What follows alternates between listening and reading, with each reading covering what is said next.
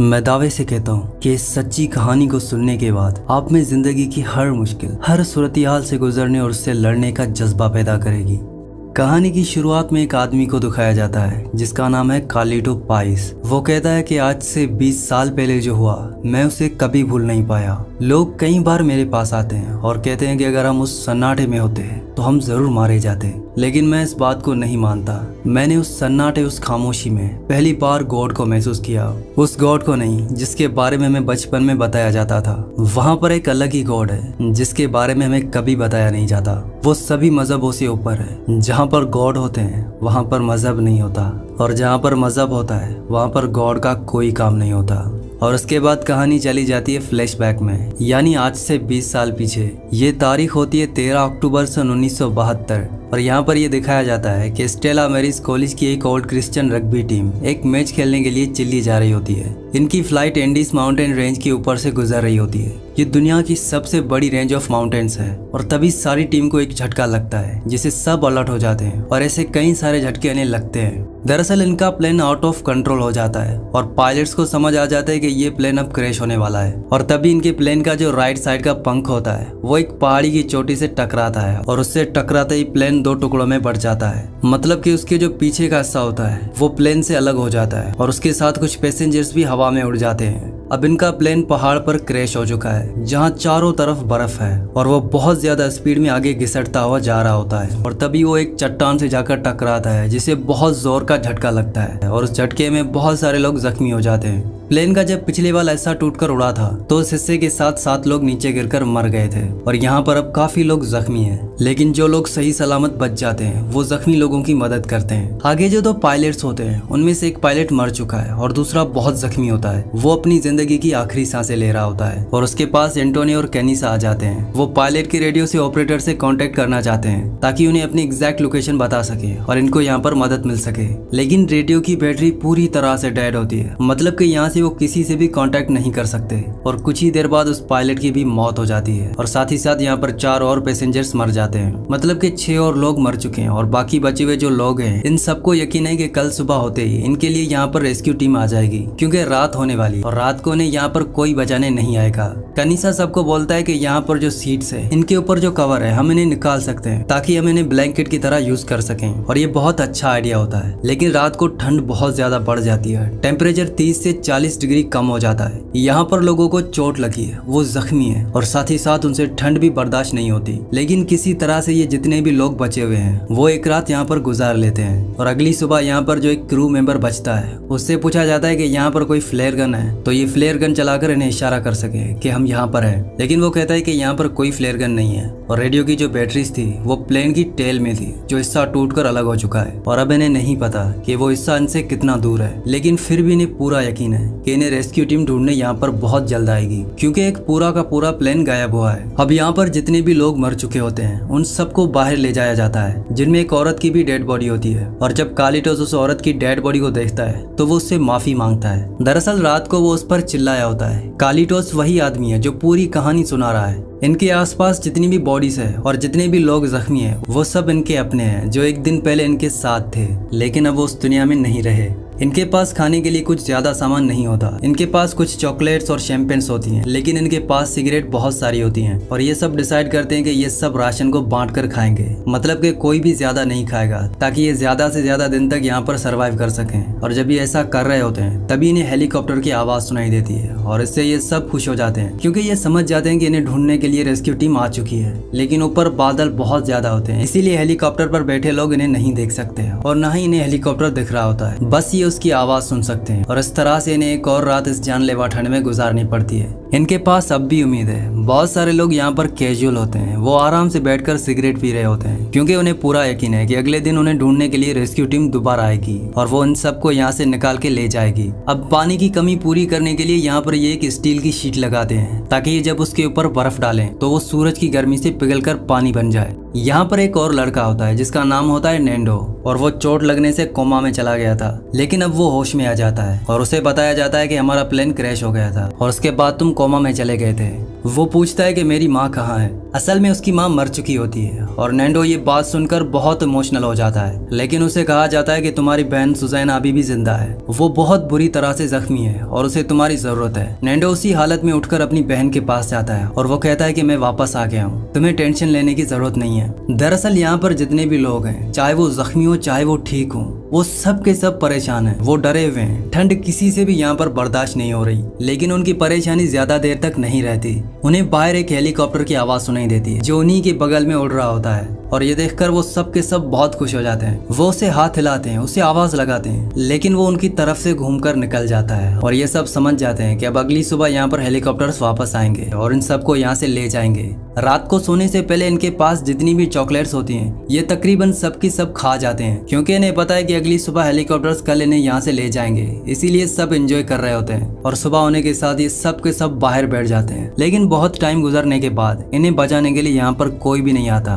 और अब शाम होने वाली है। दरअसल हेलीकॉप्टर ने इन्हें देखा ही नहीं होता और शाम होने के बाद एंटोनियो सबको राशन बांटना चाहता है और जब वो उस बॉक्स को खोलता है तो वो देखता है कि उसमें चॉकलेट्स है ही नहीं। असल में रात को जब सबने चॉकलेट खाई थी तो वो सो रहा था और इस बात से इन सब के बीच में लड़ाई हो जाती है। लेकिन अब कुछ नहीं किया जा सकता क्योंकि राशन अब खत्म हो चुका है और अगर इन्हें यहाँ से बचकर जाना है तो इन्हें प्लेन की टेल को, जो टूटकर प्लेन से अलग हो चुकी है और जो बहुत ऊंचाई पर गिरी हुई है, इन्हें वहां तक पहुंचना होगा ताकि वहां से बैटरीज लाकर आ सके और अपनी लोकेशन के बारे में बता सकें। इसीलिए इनमें से 5 लोग उस तरफ निकल पड़ते हैं। ये सब के सब भूखे हैं, लेकिन इनके पास अब कोई चारा नहीं है और जब ये उस तरफ बढ़ रहे होते हैं तो एक जगह बर्फ धंस जाती है और नीचे बहुत गहरी खाई होती है। वो उस खाई में गिरने वाला होता है, लेकिन एक के बाद एक ये चारों कूदकर उसे पकड़ लेते हैं और किसी तरह से उसे ऊपर खींच लेते हैं और ये समझ जाते हैं कि अब यहाँ से आगे जाना ठीक नहीं है क्योंकि रात होने वाली है। ये सर्दियों का वक्त है जब रातें बहुत लंबी और दिन बहुत छोटे होते हैं। इसीलिए सब के सब वापस वहीं पर आ जाते हैं जहाँ पर बाकी लोग हैं। ये समझ चुके हैं कि यहाँ से निकलना इतना आसान नहीं है। ये सब के सब प्लेन के टूटे हुए हिस्से के अंदर रात बिताते हैं जो क्रैश हुआ है, नहीं तो ठंड से ये कब के मर चुके होते हैं। अगली सुबह इनमें से एक रेडियो पर सुनता है कि इनको तलाशना बंद कर दिया गया है क्योंकि सरकार को लगता है कि अब इनमें से कोई भी नहीं बचा है और इस बात से ये सब के सब इमोशनल हो जाते हैं। उसी रात को नैंडो, जो कि कोमा में चला गया था, उसकी बहन सुजन, जो कि बहुत ज्यादा जख्मी थी, उसकी भी मौत हो जाती है। लेकिन सबसे वो कहता है कि मैं आज पूरी रात अपनी बहन को अपने गले लगाकर रखना चाहता हूँ, कल सुबह हम इसे दफना देंगे।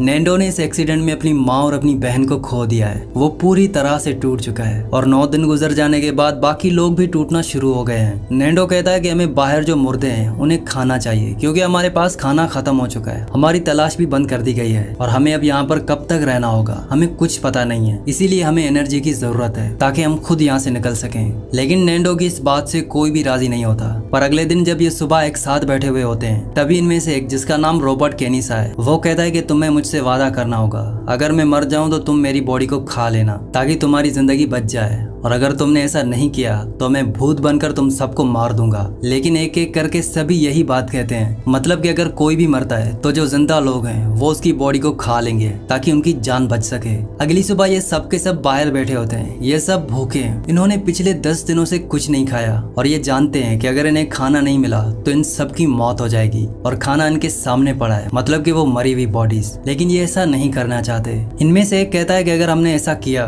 तो हम इंसान नहीं रहेंगे। लेकिन तभी केनिसा आगे बढ़ता है और वो मरी हुई बॉडी से एक मांस का टुकड़ा निकाल कर खा लेता है और उसके बाद यहाँ पर जितने भी लोग होते हैं वो एक एक करके ऐसा ही करते हैं। उन्हें ना चाहते हुए भी ऐसा करना पड़ता है। ये इनकी जिंदगी का सबसे मुश्किल वक्त है। एक इंसान होकर इन्हें एक दूसरे इंसान को खाना पड़ रहा है ताकि ये जिंदा रह सके, और ऐसा करने में सबसे ज्यादा दुख नैंडो को होता है। वो अंदर आकर रोना शुरू कर देता है क्योंकि उन बॉडीज में से 2 बॉडीज उसकी फैमिली की हैं, एक उसकी बहन और एक उसकी मॉम। लेकिन वो जानता है कि अगर ऐसा नहीं किया गया तो ये सब के सब मारे जाएंगे। अब इन सब के अंदर एनर्जी आ गई है क्योंकि इन्होंने बहुत टाइम के बाद कुछ खाया है। इसीलिए ये डिसाइड करते हैं कि एक बार फिर से ये प्लेन की टेल को, जो यहाँ से बहुत दूर है, उसे ढूंढने के लिए जाएंगे ताकि उसे वो बैटरी चला सकें और पायलट का जो कम्युनिकेशन सिस्टम होता है उससे मैसेज भेज सकें कि अभी भी ये जिंदा है और उन्हें मदद की जरूरत है। एक दिन का पूरा सफर करने के बाद ये तीनों लोग जो बैटरी लेने के लिए गए हैं, ये रात को एक जगह बैठकर सोने की कोशिश करते हैं। लेकिन यहाँ पर बहुत ठंड होती है और जब सुबह होती है तो इनमें से एक बोलता है कि हम अभी भी जिंदा है इनकी पूरी बॉडी पर बर्फ जम गई होती है। इसके बाद ये आगे का सफर पूरा करते हैं और उस जगह तक पहुंच जाते हैं जहाँ पर टेल टूटने के बाद इनके प्लेन का काफी सारा सामान गिर गया था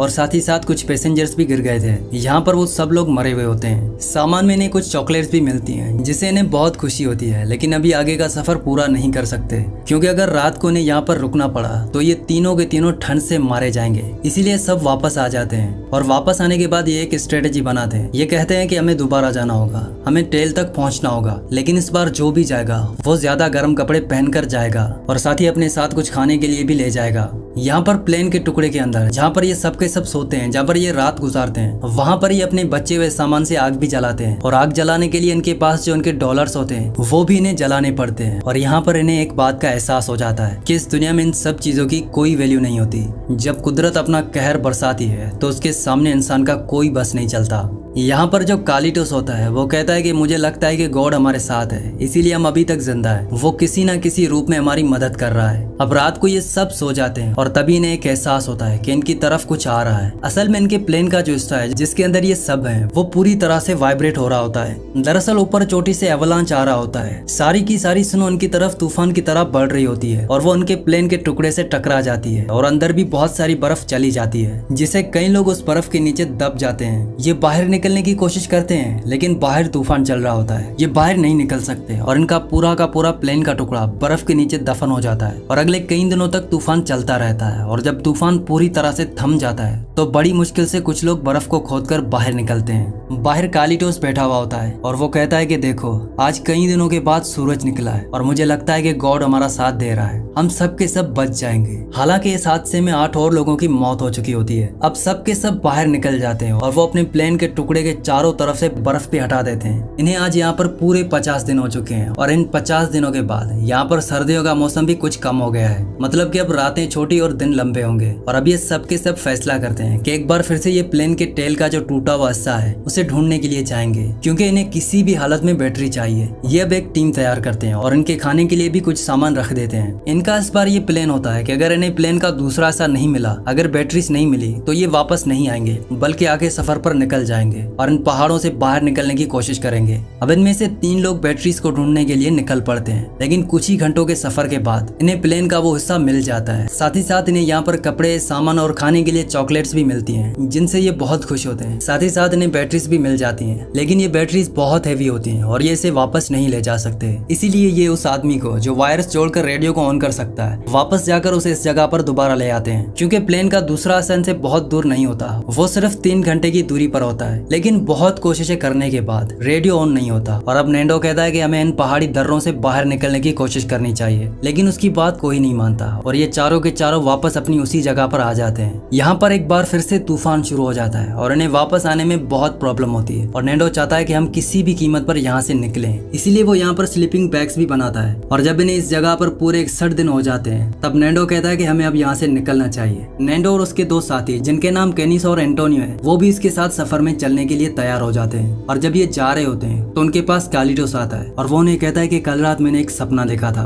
और सपने में मैंने देखा कि तुम लोग ग्रीन वैली में पहुंच चुके हो। तुम लोग टेंशन मत लो, तुमको यहाँ से निकलने का रास्ता जरूर मिलेगा। और ये तीनों के तीनों यहाँ से निकल जाते हैं और 2 दिन का लंबा और खतरनाक सफर करने के बाद ये एक ऊंची पहाड़ी की चोटी पर पहुंच जाते हैं। ये जब चारों तरफ देखते हैं तो ये देखते हैं कि यहाँ पर चारों तरफ पहाड़ों के अलावा कुछ भी नहीं होता और ये देखते हैं कि कनीसा पहाड़ पर ही लेट जाता है। वो पूरी तरह से हार चुका है। वो कहता है कि अब हम नहीं बच सकते, हम कहीं भी नहीं जा सकते। लेकिन नैंडो उसे बोलता है कि उन 2 पहाड़ों के बीच में मुझे बर्फ नहीं दिख रही है, जरूर वहाँ पर ग्रीन वैली होगी। केनिसा कहता है कि वो हमसे तकरीबन 50 मील दूर है और इतना लंबा चलने से पहले हम मर जाएंगे क्योंकि इन बर्फीले पहाड़ों पर 50 मील चलना बहुत मुश्किल है और साथ ही ये बहुत कमजोर हैं, ये बहुत थक चुके हैं। लेकिन नैंडो हार नहीं मानता और वो कहता है कि 70 दिनों तक हमने हार नहीं मानी, हमें आगे बढ़ना चाहिए। ऊपर वाला हमसे इम्तिहान ले रहा है, जब हम हिम्मत करके इस इम्तिहान में पास हो जाएंगे तो सालों बाद हमें अपने आप पर फख्र होगा। मैं जिंदा रहना चाहता हूँ और मैं इसके लिए कुछ भी करूंगा। वो कहता है कि हम एंटोनियो को वापस भेज देते हैं ताकि हमारे पास ज्यादा राशन बचे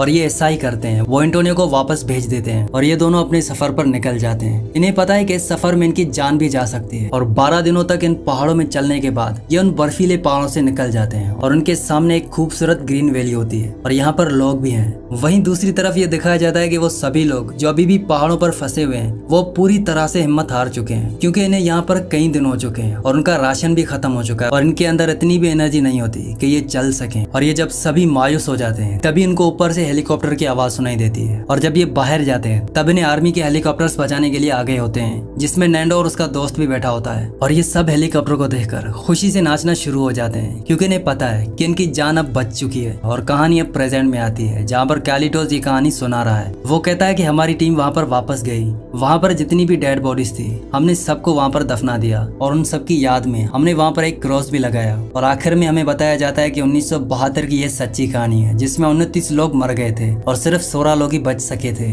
इसी के साथ इस मूवी का एंड हो जाता है। अगली कहानी आप किस मूवी पर सुनना चाहते हैं मुझे नीचे कमेंट्स में जरूर बताना। और अगर आपको ये वीडियो पसंद आई हो तो इस वीडियो को लाइक कर देना। और आप ऐसी और वीडियोस देखना चाहते हो तो चैनल को लाजमी से सब्सक्राइब कर देना।